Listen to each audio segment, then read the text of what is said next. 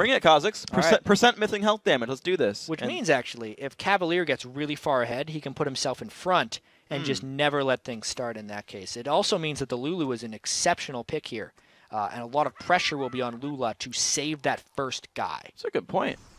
That's a really good point, so we'll see what they can do with this one. Yeah, no, the Lulu, I was like, bam. All right. No Kale bans, just didn't want to go for that one. I know, it's really based on individual champion pools, but another one I would see is like, yeah, Kale would totally work here as well. Oh, yeah. Trying to disable all of this. So, battle lines getting drawn. Everyone running to their standard positions. We'll see where these guys go with this one. Of course, Annie doing the standard thing. Start with W. Annie players out there, if you don't know, start with W, spam it, get your stun. That's why he's low on mana, because you've been using W while he's running on the base. It'll regen. Not a big deal. I'm surprised more teams don't invade with Annie. Yeah, I'm surprised teams don't invade in general. I was saying this yesterday with Kobe. But most teams don't start with wards. Like, there was zero vision except people standing in brushes. Yep. And it's like, this used to exist in Season 3, and people still invaded.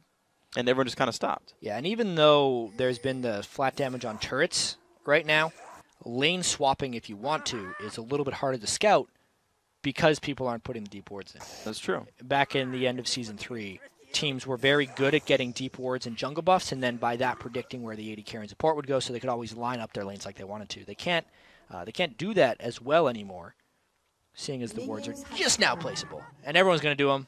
Place them right down. Yeah, we'll count how many go down. I did 1. Wow. Do we get 2? That was a really bad prediction, Jat. I did this last time, and like 6 of them went down. There we go. All right, 3. All right. That's good enough. That's still an F. 3 out of 10 is not exactly high. It's never going to be 10. 6 is like the max. Because they want to ward a lot of the exits or the middle points in the river, just to track the potential gank paths coming through. Like, you can see SGC has pretty much the 4 relevant jungle entrances warded. So as soon as, if Nightmare were to leave the jungle preemptively, they would see it. Okay, well, right now we are at 6. You said that was the most we would see, and you're dead on the money right here. So, bam, Jack Cristobal. 7. Oh, all right, you fail. Price is Right rules are intact. Yeah.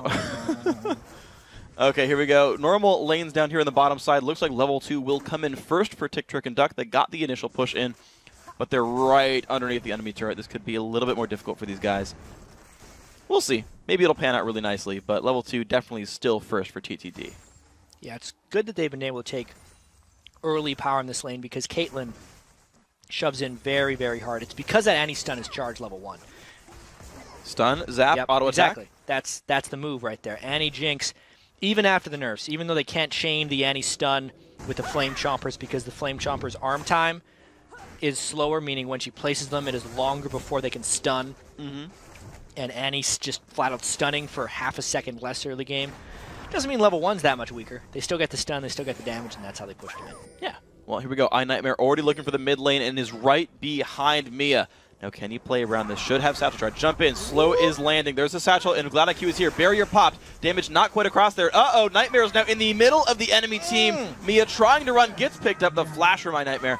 Let's see if he can get away now. Glad IQ flash for this one. Is his stun up? It's up in 1 second. Can he get it? No, not in time. Glad IQ gets the damage with the cocoon still in the air.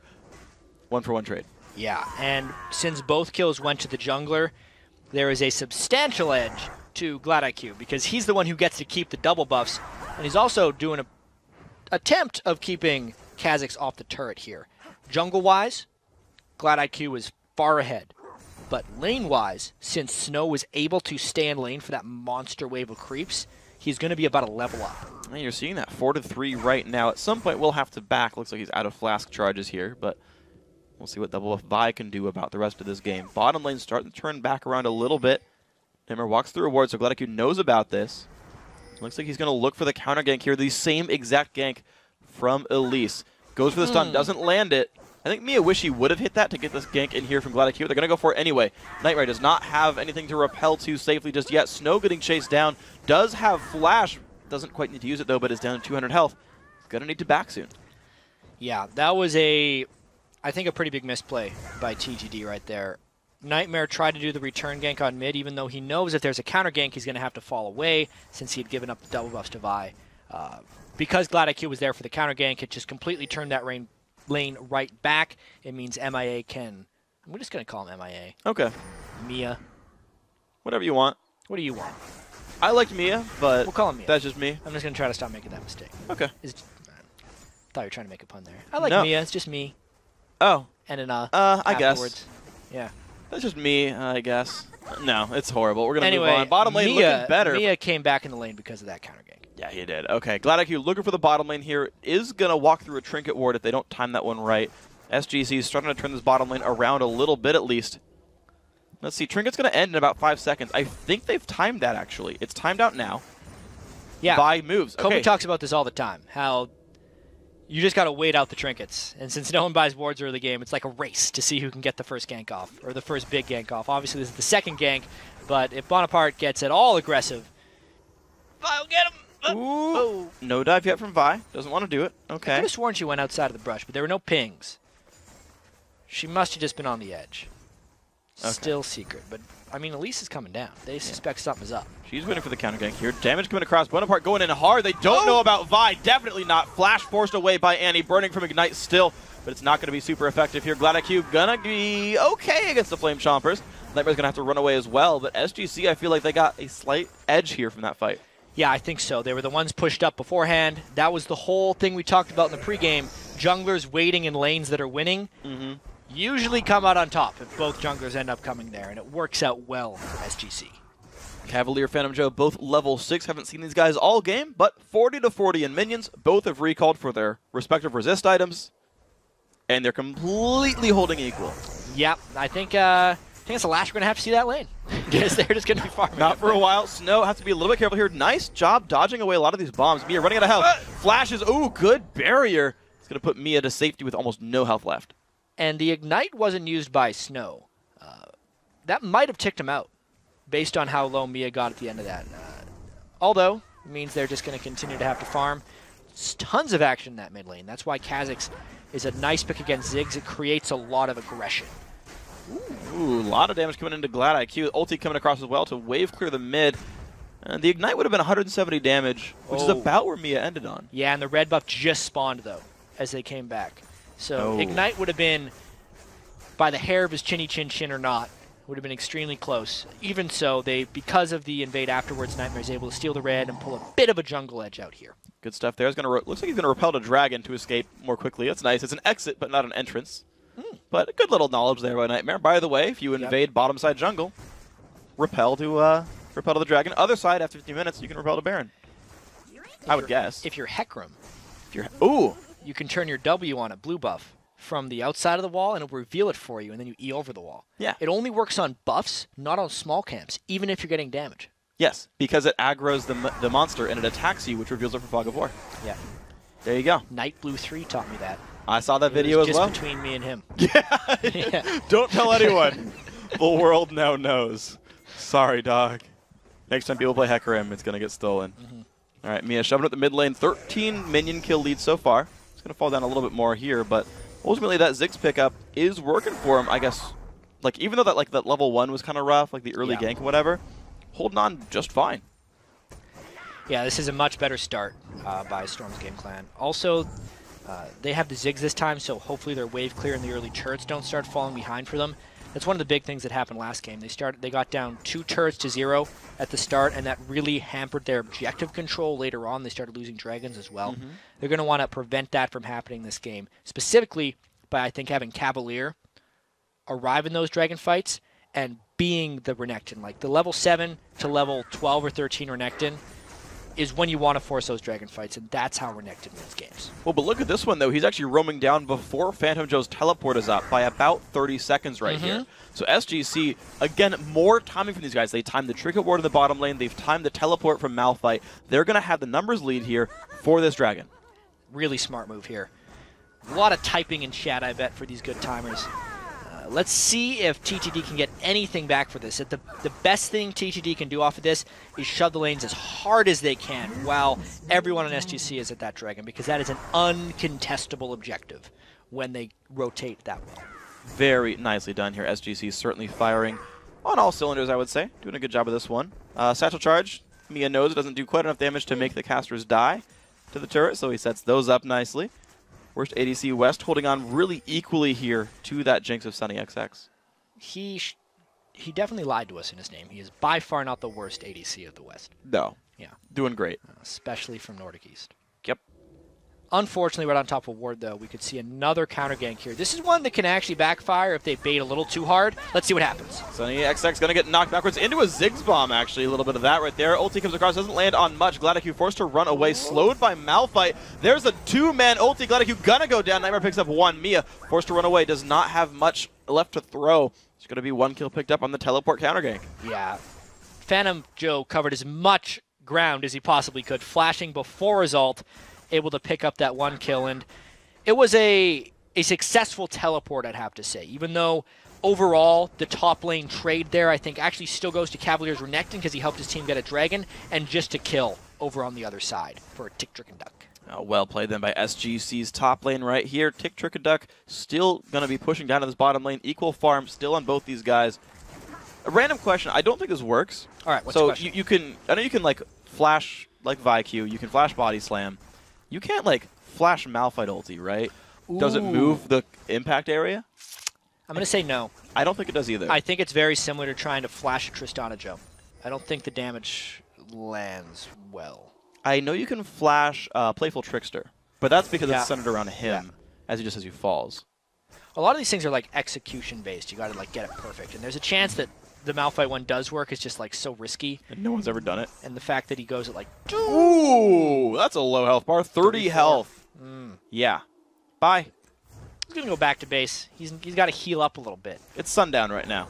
He'll be back though. Dawn is arriving without Leona. What actually used to happen, and this is why I don't think you can do the flash thing with Malphite, is before the projectile speed was increased on Malphite, the competitive Malphite players would actually flash point blank and then ultimate, almost like a flash pulverize from Alistair, just so it landed. And I think if they could have done it the other way, they might have been doing it back then. That makes sense. Okay, Mia getting jumped on low health right here. The dive still coming through. Nightmare actually deciding he doesn't want any of that. Actually, no, Snow does. He needs one more attack, though. Does he have the W? Nope. The bomb in invisibility. Going to trade with the Ignite, though. Actually, advantage Tick, Trick, and Duck. They got the assist for it. I gotta say so too, and I think the more kills that get traded in lane, the better it is for Snow. He's the one who wants to kill. I think Mia is the one who wants to farm. 101 CS to 77. That lead will probably continue a bit because he shoves in Kha'Zix so well. But if they're trading kills, then Kha'Zix is staying even in gold and getting better. That's true. Good stuff then. Snow making that one happen. Very, very close fight right here. Everyone, of course, did trade summoners throughout that one. So mid lane, pretty prime. There we go. Flash stun goes in. ADC West does get slowed down. Lulu ult comes across. Not yet enough damage to get executed by the Jinx Rocket, but she does have the ulti available. Minigun, a bit of damage there, but disengages. GladIQ is around.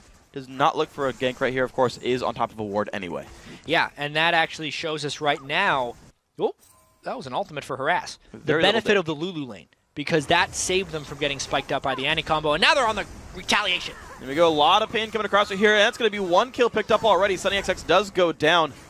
That's going to be unfortunate here. SGC making that one happen. I need better words for my transitions. I got lost. Like retaliating or something. Yeah, I lost that one too. These last two fights have been rough. You know what?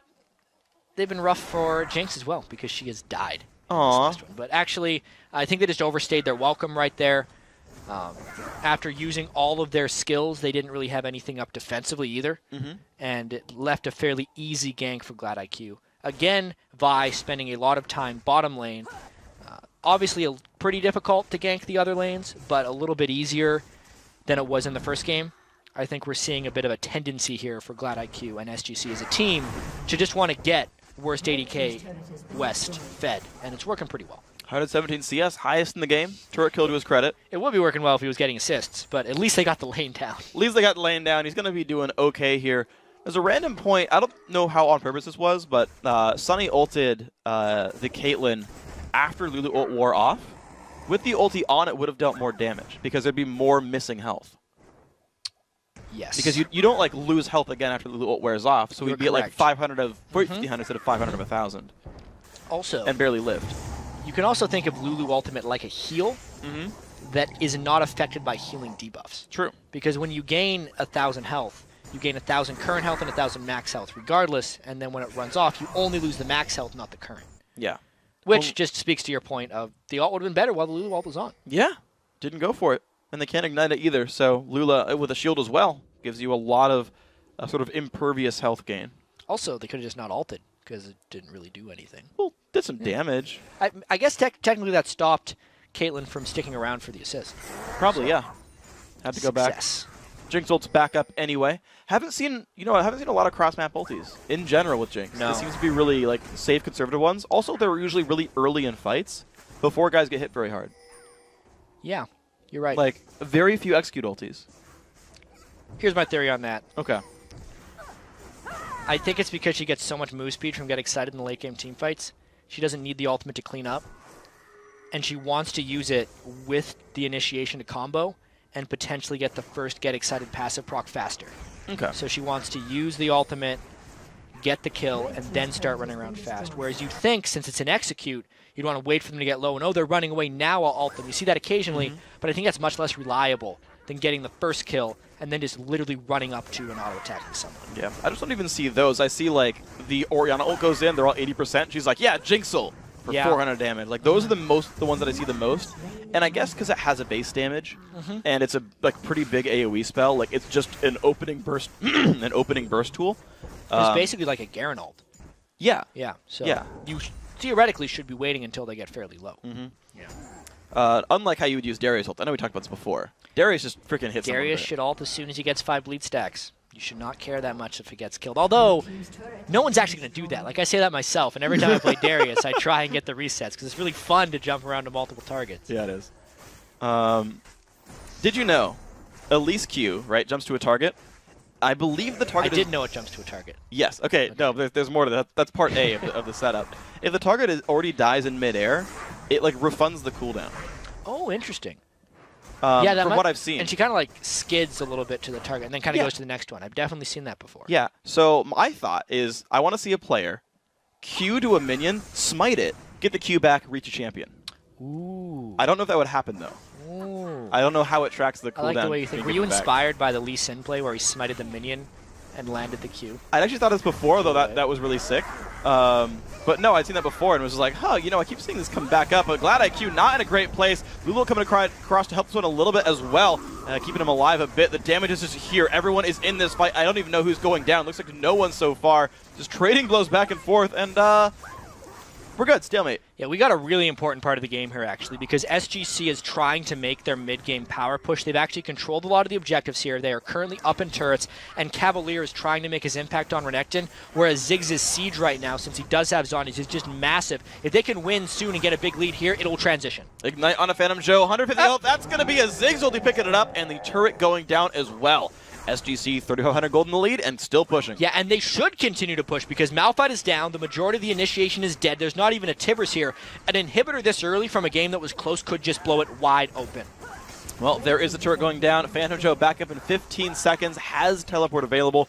SGC backs off with 2 really good turret kills in this fight. Oh, yeah. That was an incredibly successful push because before that they'd actually taken the Dragon. So it's just a huge amount of objectives, and now the map is wide open for Renekton and Vi to go around and try and make plays together. Sure, I know I'm mentioning Renekton a lot for being a 0-0-1, but just the fact that he has a presence there and Malphite cannot answer that presence unless his ultimate is up is making these pushes substantially more successful. Well done here by Storm Games Clan to capitalize on all that stuff. Mia gonna hold the mid lane. Ulti is up, and not too soon. Has to clear at least one wave the old-fashioned way. It looks like Tick, Trick, and Duck not looking to pressure that right now. They're sweep away. They're trying to wait a little while. Yeah. I think they want Malphite to have his Frozen Heart so he can just kind of sit in front of Caitlyn and stop that from happening.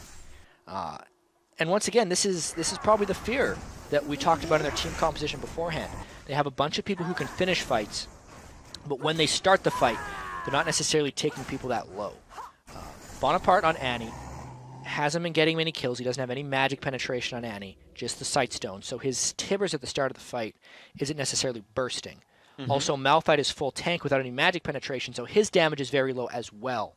Who is actually starting these fights and getting people low so the Kazakhs can jump around and that so Jinx can finish them off once she gets excited with her passive? I'm not seeing it at the moment, and that's why Storm's Game Clan is up 4,000 gold.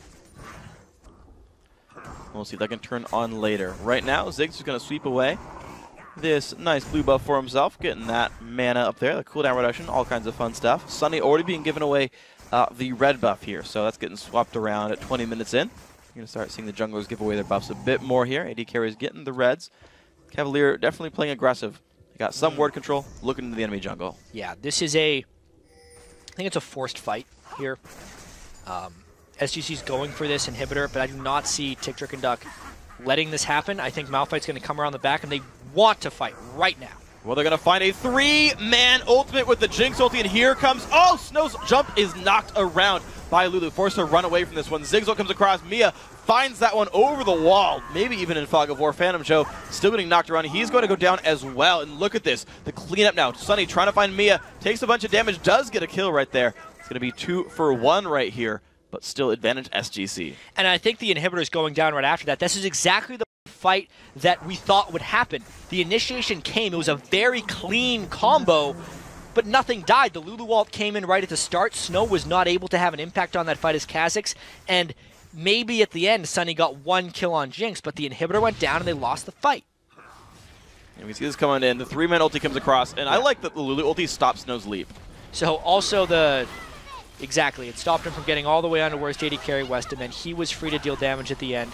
And you could just see Snow got bursted down so excessively hard while he jumped in and got knocked up by the Lulu ult that the reset threat was gone. Also, Annie and Elise are already on the retreat because like everyone tried to initiate all at once, but they initiated to a face full of Renekton and a face full of Ziggs, and it just didn't necessarily work out that well for them. Some nice dodging by Mia, almost saved his life there, but Sunny was a little too quick. And the last shot comes right there. I like the voiceover, because of course Jinx and Kate have a bit of a... Well, no, sorry, for Jinx, actually. I mean, that one's good, too. All right. Right, I like the lots Ziggs of scream. voiceover. Sorry, you're right. Okay. But Jinx goes, that's really hurt when she gets Kate ulted. Yeah. Because, you know. Because it probably did, and they have a history like that. They do. They can that troublemaker Jinx. How many criminals has Kate apprehended? I guess not many, because he wasn't involved in the only Jinx death. Do we know how, like, established an officer of the law they are? Like, Jinx and Caitlyn together. They're on the same team, by the way. No, Vi and Caitlyn. Yeah, sorry. Oh, we have a full lore match. I didn't realize. Yeah, Vi exactly. and Kate versus They're Jinx. both chasing down Jinx. Man. Generally, if they team up, they usually win. Yeah, well, I know Vi apprehended one criminal. Okay. Because she was in the kill that we got on Sunny XX a while ago. Sunny, I feel like, has been they're about involved. to get more. Ooh, that was a whole bunch of damage. And there's Vi, officer of the law, and Sunny does go down. Cavalier picks it up. Another criminal apprehended here by the Piltover Brigade. And we're going to see these guys still group up for this bottom lane turret. You guys are healthy. 5v4 should be not too hard. That was a great capitalization of an overextended Sunny right there. Even though they didn't use the Assault and Battery to clear the way for the ace in the hole, they still got both of them down, and it was a deadly combo. So that's going to be more turrets and more power for SGC. They have a monstrous lead right now. They just hit 3 ultis in a row. It was the Ziggs ulti, the Kate ulti, and the Vi just all like saying, and you're gone. TTD not re-engaging this one. Jinx back alive now. We'll see if that makes SGC stop with this one and pause, or if they're going to take their 7,000 gold lead elsewhere and keep pushing. Well, they definitely need to keep the pressure up, I think. I think if Jinx gets to a lot of items, and if Malphite continues to tank up, they still theoretically have a team composition that is better in the late game. Okay. But the early pressure, lane pushing, lane presence, tower pressing has all worked out for SGC. And now that they have this big lead, they have to mess up to kind of like get rid of it. Okay. Well, SGC will see if they can hold themselves to a pretty good spot. I feel like they played... for all of the the fact that they lost the first game, I felt like the first game by SGC was fairly clean. I didn't see any really bad mistakes. It was just TTD doing a really good job with Barons and controlling objectives and whatnot. Really bad start. Bad start, start for SGC. Really just hurt them throughout it because you can see they are rotating quite well here, especially they had a specific rotation in this game that was really good. I think it was around the Dragon area. Yeah. 8-minute Dragon, roughly. They pulled Renekton down. Phantom Joe couldn't get down there yet. No teleport.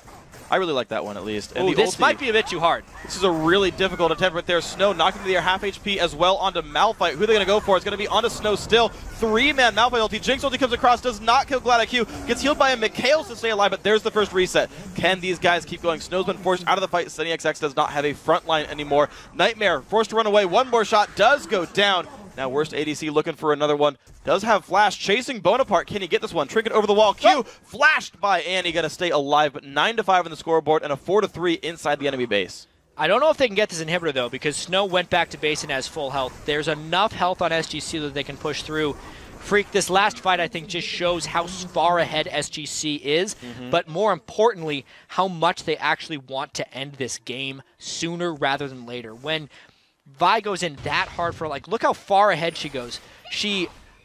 I believe did she flash over that? No, she just ulted over top of the CC. People aren't necessarily that close to her. Look at how long it becomes before anyone can follow up. Look where Caitlyn is on the minimap, not even near this fight, but they got on the assassin early. They made it so Snow wasn't a realistic opportunity for resets. Luckily, Sunny didn't get that kill right away, so he couldn't get excited and can't really hit people down at the bottom of that fight. And then once Renekton was in the fight, and once Caitlyn actually catches up, then they can take advantage of their lead. I just thought they went a little bit too early, but they clearly had it in mind. They were that far ahead that they could get away with it. Oh, very well played then, SGC, and the double kill going on to their Caitlyn, who has been having a pretty good match so far. Game 1, of course, went to Tick, Trick, and Duck. SGC looking a lot better here in Game 2. Trying to tie this series up and bring it back in. Phantom Joe, not in the best spot right there, running away. No. He's going to be safe so far, but although SGC he does still have his turret. He knows how to hold this top turret for a while. He's done a very good job. First game, it never even died, so we're now, what, about 66 minutes into gameplay, and he finally loses his first turret. Wow, well played then. Yeah, it goes down, but I guess, you know. They're trying to pull a trap here. I love waiting in this bush. You hope to get access to worst ADK. Oh, they scouted it with a Ziggs bomb. Nice job, Mia, making that one happen. Sunny getting slow, but he's going to be okay. Peacemaker to the face. Okay, less okay. Lot less okay. Ooh. Oh my gosh, wow. Mia taking him out. He had barrier. He didn't think he'd die. This bottom lane matchup between worst ADK West and Sunny. Yes, the champions have always been Caitlyn, who always wins lanes, but just the item differential that's existed in both of these games is massive. At the point now, it is pretty much a full Last Whisper. Sure, there's a static shift finish, but that can't happen in Game 3. I feel like SGC is going to try and push this on right now, try to get the win. All right, Snow taking a whole bunch of pain. Malphite ulti onto 2. Bonaparte going to go down rather quickly. Can Snow clean this up? It doesn't look like it. Already forced out of the fight right here. Doesn't even have evolved wings anyway. Phantom Joe's going to go down, trading with Cavalier, but that's all right. 4 versus 3 now in the base. SGC coming in with this one. Jinx has revived, but it's going to be the inhibitor turret going down. Maybe the inhibitor next. Yeah, they want a lot more out of this one. That was a quick disconnect, reconnect we're going to have on Cavalier. He's back in the game right now, and that is inhibitor number 2, it looks like, going down. They're pressing this advantage very, very quickly and well. Sunny taking another Peacemaker to the face right there. Gonna have to back off real quick. Jinx ulti, close. Almost takes down Mia, GladiQ, and Lula. These guys forced to run away, but now 2 inhibitors gone. 27 minutes in, SGC looking a heck of a lot better. Yeah, I think they're going to go back, convert some of that gold into goodies, and then push for inhibitor number 3. There's a chance they'll go for a Baron in between, but they haven't needed it previously, so it might just be a bit of unneeded risk, especially knowing how well Nightmare has fared with smites in the first game on Elise. It might be the more cautious approach to not even do Baron and just continue pushing, because with 2 waves of super minions coming in, which, by the way, there are 2 super minions next to each other. You told me this, so all credit goes to you. Okay. If you remember the way the double Aegis aura works, how both of the wearers get the benefit twice because it's an aura as well as a personal effect. Yeah. The same thing works with the super minion bonuses for armor, MR, and damage. Yeah. Which means when 2 super minions are next to each other, they are much more powerful, harder to kill, and do more damage. Yeah, it's a 70 armor, 70 MR, 70% damage buff. And times 2. It's actually interesting. It's times 1 because they don't affect themselves. Of course. So they just get 70% more damage by having a neighbor. Yeah. The regular minions, no other difference. They've already got the aura under themselves. But as far as relative power goes, actually more important than the double Aegis aura works in that case. But yes, they get freaking massive. They get really hard to kill. So if you're ever wondering why double super minions take you so damn long to kill, that's why. They no longer have negative MR. They have 50 instead of negative 20, and that makes things rather hard to deal with. SGC still chilling here at this bottom turret right there. Ziggs ulti comes across. There's the Malphite ulti onto ADC West. He does take a bunch of pain, down. but is going to be all right. Mia does go down. 5v4. Cavalier in the front line, taking up a lot of damage, trying to run away. Snow shows up, doesn't get much for this one. Knocked up by Vi. That's going to be him flashing away, but still dying. Lula in the front line now doesn't want to be there. ADC West also not in a great spot. They'll slow onto Lula. Bonaparte, baits himself out a little bit, and it's going to go down. ADC West picks up 2 kills. Look at the turnaround right there. Now a 3v2 on the map for SGC. Yeah, you could see Mia went a little bit too hyphy there, trying to finish off the Jinx kill, but it just didn't work out for him. However, Worst ADC was so strong in this fight, he could stay safe and clean up near the end. I feel like now they're just going to crush through. They already got one Nexus turret. They're going to go for the third inhibitor as well. Phantom Joe trying to get rid of Worst ADC West. Ulti's not up for another minute or so. Yeah, really tanky man. Decides to push him away. Actually, might keep chasing this one. Q should be back up soon. Flashes, takes him down. Phantom Joe now chasing down Cavalier.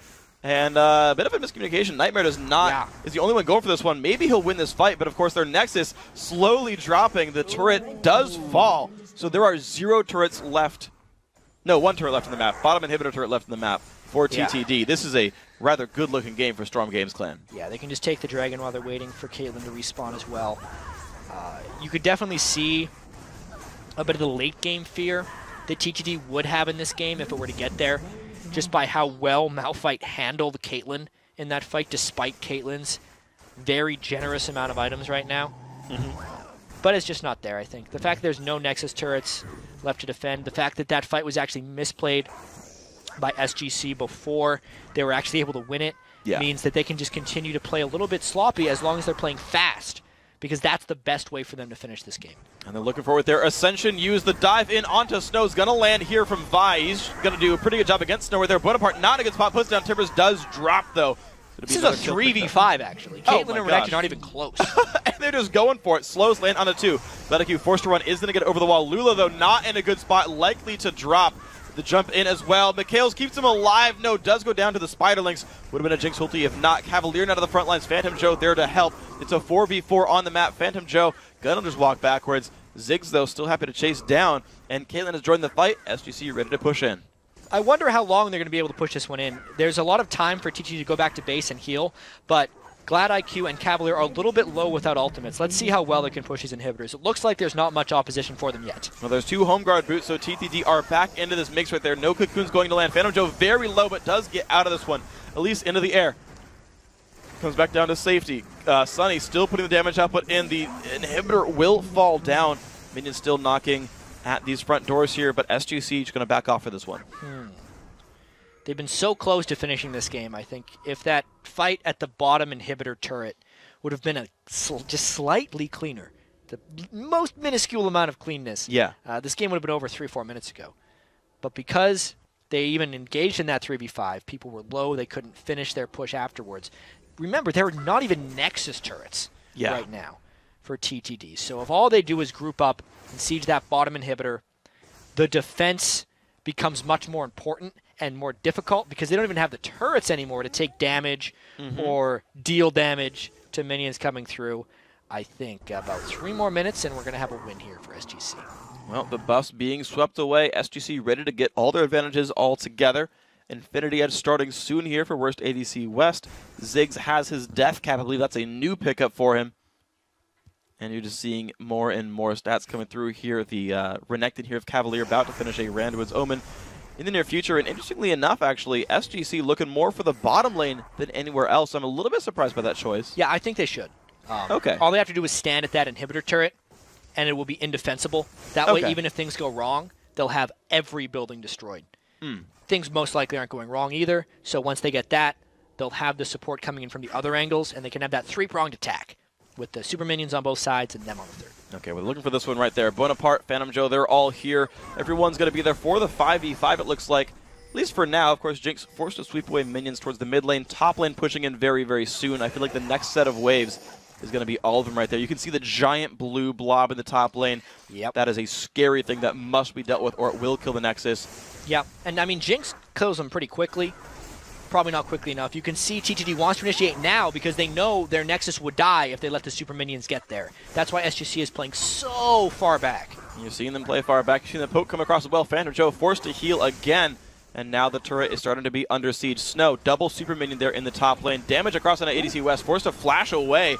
A couple of spells burned there as well. Phantom Joe wants to go in. Knocked around by GladIQ. Knocked into the air as well. Next is starting to take damage. The dive in onto Mia. But it's going to be the re-engage here from Vi. And the first one to go down is going to be the Malphite from TTD, the dive in from Snow, but he is very alone right there and is trying to get away with the invisibility and actually survives until just now. Jinx finds one back on the Vi, but it's still a 4v3 with minions knocking on the Nexus. This is sure to be the game here. Storm Games Clan going to bring it back 1-1 in this quarterfinal. They want to keep fighting, and we're going to have a game 3, guys. Absolutely. This game much faster and cleaner for Storm's Game Clan. TTD could not keep the bottom lane in check. They did not get the double kill early on in the top lane, so Renekton was a massive factor